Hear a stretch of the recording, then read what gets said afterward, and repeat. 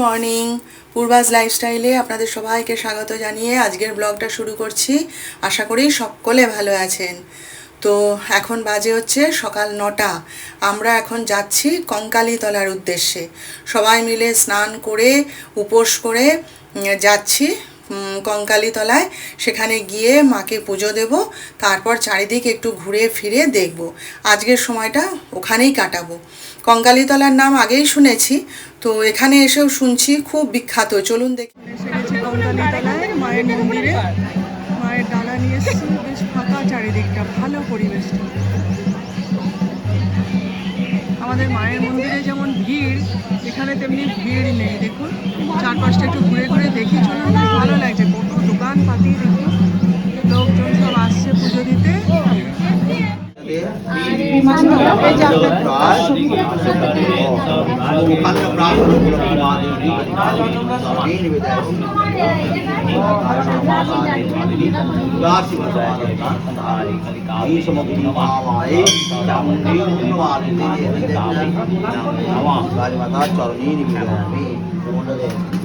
দেখি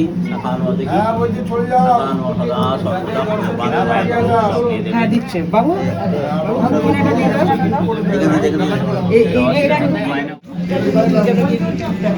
আমাদের কাছে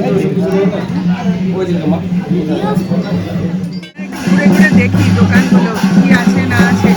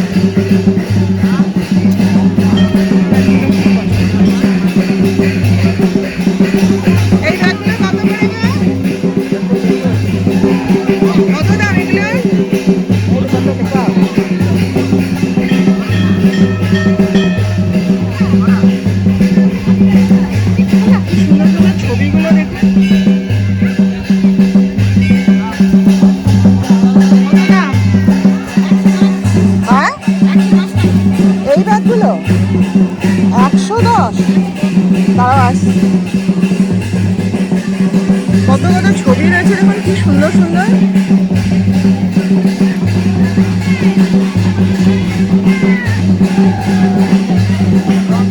চারিদিকে কি সুন্দর বাজার বসেছে দেখুন, দেখতেও ভালো লাগছে। এই হচ্ছে মায়ের কুণ্ড দেখুন। আর নামবো না, নামবে নেমে কাজ নেই। হ্যাঁ, এই যে সবাই এখানে দিয়েছে। ওখানে কি লেখা আছে দেখি, চলুন। হ্যাঁ, কঙ্কালীতলা, ওই যে দেখুন কাঁঠাল মানে কি গো? ছোটি মায়ের কাঁঠাল আছে।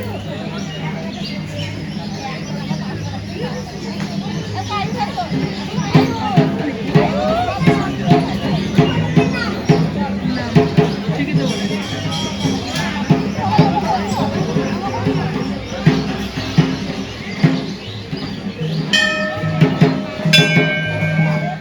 তো আমাদের পুজো আচ্চা তো সব কমপ্লিট হয়ে গেছে। এবারে আমরা একটু খাওয়া দাওয়া করব। আর এই মন্দির চত্বরে কত কত দোকান দেখুন, সেই দাঁড়িয়ে দাঁড়িয়ে দেখছি একটা দোকান ঠিক করা হবে, করে সেইখানে সবাই মিলে আগে খাওয়া দাওয়া করব, তারপর আবার যাব ওই যে সব জিনিসপত্র বসেছে ওইগুলো দেখব, একটু চারিদিক ঘুরে ঘুরে দেখব।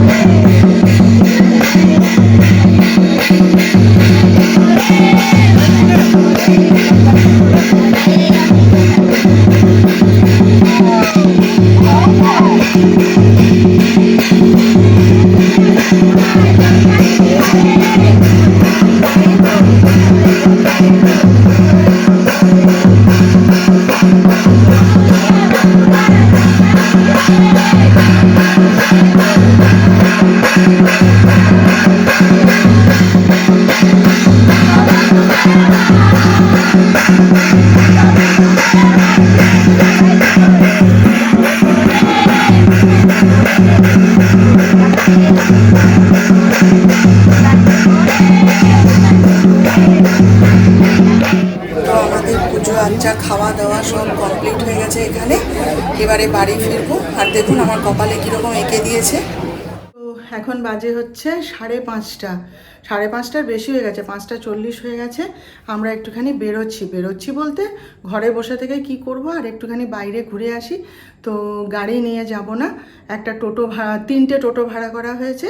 আমরা সবাই মিলে এই শান্তিনিকেতন শহরটা একটু ঘুরে দেখব, রবীন্দ্রনাথের ছাতিমতলা আরও কী কী সব আছে সেইগুলো একটু দেখব, ইউনিভার্সিটিটা একটু দেখব।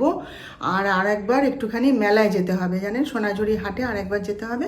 আরও কয়েকজনের জন্য কিনতে বাকি রয়ে গেছে, মনে ছিল না। দুপুরবেলা সব চিন্তা করলাম, করে ঠিক করলাম। তো মান্নাদারাও যাচ্ছে, ওরা আগে বেরিয়ে চলে গেছে, গিয়ে ওরা ওখানে কেনাকাটা করে তারপরে আসবে। আর আমরা এই এখন একটুখানি বেরোচ্ছি, দিয়ে সবাই মিলে একসাথে মানে দেখা কাজকর্ম সব সেরে ঠেরে তারপরে আবার বাড়ি ফিরবো। ঠিক আছে, তো চলুন আপনারাও আমার সঙ্গে চলুন, দেখি কতটা কি শেয়ার করতে পারি আপনাদের সাথে। চলুন দেখে আসি।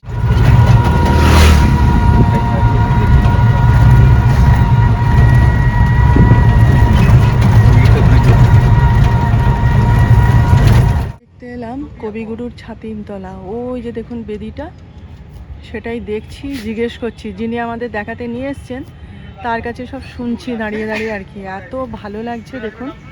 হ্যাঁ হ্যাঁ হ্যাঁ, কত শুনেছি এই ছাতিমতলার গল্প, ছবি দেখেছি। হ্যাঁ, আজকে চোখের সামনে দাঁড়িয়ে প্রাণ ভরে দেখে নিচ্ছি। ওই জন্য দেখুন কি অপূর্ব গাছটাকে দেখুন। এটা কি নাম বললো? এইখানে নাকি রচিত হয়েছিল রবীন্দ্রনাথের তাল গাছ কবিতাটি। আমরা পড়েছি না, তাল গাছ এক পায়ে দাঁড়িয়ে সব গাছ ছাড়িয়ে, সেই কবিতাটা নাকি এইখানে রচনা হয়েছিল, তাই দেখতে এলাম। কি সুন্দর দেখুন, ঝুড়ি নেমে নেমে এত সুন্দর করেছে। গড়াটাই দেখতে পাওয়া যাচ্ছে। হ্যাঁ, ক্যামেরায় কেমন লাগছে জানি না, কিন্তু দুর্ধর্ষ লাগছে এমনি দেখতে, জানেন কি অপূর্ব যে লাগছে না। আবার লাইট দিয়ে দিয়েছে তো, যার ফলে আরও প্রমিনেন্ট হয়েছে। একটু ঢুকে কাছে গিয়ে দেখতে পারলে ভালো হতো। একটুখানি এই যে রামশ্যাম কালেকশন, এটা নাকি সমবায় সমিতির দোকান, বুঝলেন তো? কি ভিড় দোকানে। আমরা হাঁটতে না পেরে বাইরে এসে দাঁড়িয়ে আছি, আর কন্যাদা তার স্ত্রী তাদের কেনাকাটা সারছে। অসহ্য গরম, তার চেয়ে বরং আমরা একটুখানি অ্যানির সাথে কথা বলি।